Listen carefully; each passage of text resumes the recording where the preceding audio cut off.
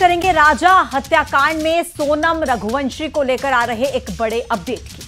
कहा यह जा रहा है कि सोनम शिलांग से लौटकर इंदौर तो पहुंची ही थी, लेकिन उससे पहले देवास भी गई थी, जहां पर एक होटल में कई दिनों तक वो वहां पर रुकी और उसके बाद सोनम रघुवंशी इंदौर भी गई और फिर वहां से वो गाजीपुर पहुंची। इतना ही नहीं, राजा के अंतिम संस्कार की हर तस्वीर को सोनम ने खुद देखा है।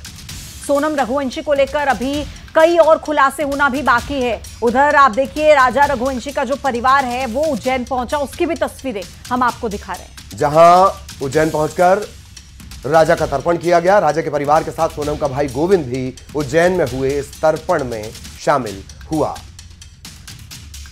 तो राजा रघुवंशी के 10वीं के जो रीति रिवाज थे, जो रस्म थे, वो अदायगी उज्जैन में की गई, तर्पण किया गया और सोनम का भाई भी राजा के परिवार के साथ वहां पर मौजूद रहा।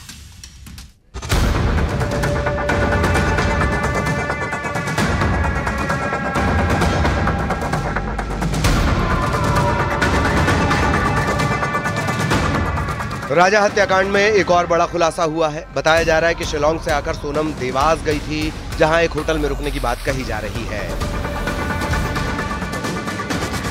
कहा जा रहा है कि 26 मई को देवास के एक होटल में सोनम रुकी। होटल में एक कपल ने चेक इन किया था, नाम बदलकर होटल में रुकी थी सोनम। कपल के आधार कार्ड में गोविंद नगर का पता था। देवास के बाद इंदौर में रहने का दावा किया गया है। इससे साबित होता है कि सोनम और राज कुशवाहा का अफेयर था, क्योंकि इन सब के पीछे राज कुशवाहा और उसके दोस्तों की प्लानिंग थी। उधर सोनम के भाई गोविंद रघुवंशी ने कहा है कि राज और सोनम के अफेयर के बारे में पता होता तो उनकी शादी होती या फिर दोनों को भगा दिया जाता। कि आरोप वगैरह लगे हैं और उसने अगर ये हरकत करी है तो उसको सजा मिलना चाहिए। ये पता लगा है कि जैसा कि बताया जा रहा है कि आपको पहले से ही मालूम था राज और सोनम के अफेयर का। देखिए, मुझे अगर मालूम होता तो या तो उनकी शादी हो जाती राज और सोनम की, या फिर राज और सोनम को भगा दिया जाता। मगर हम ये नई शादी नहीं करते।